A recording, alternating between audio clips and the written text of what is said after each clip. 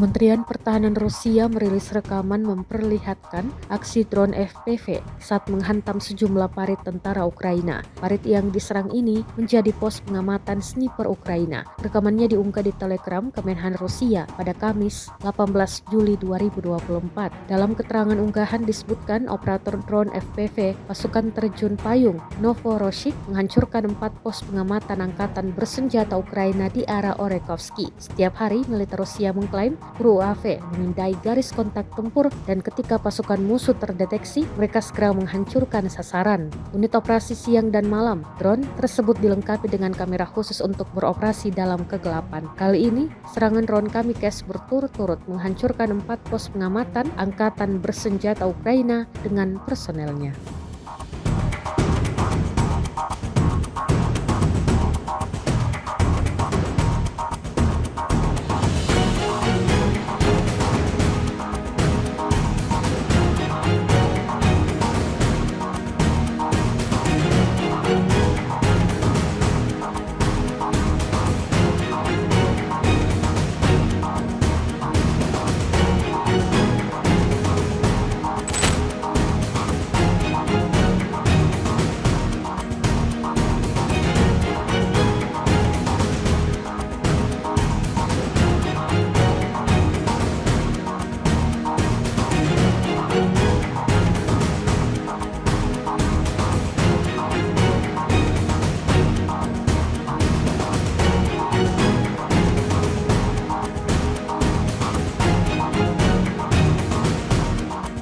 Download Tribun X sekarang, menghadirkan lokal menjadi Indonesia.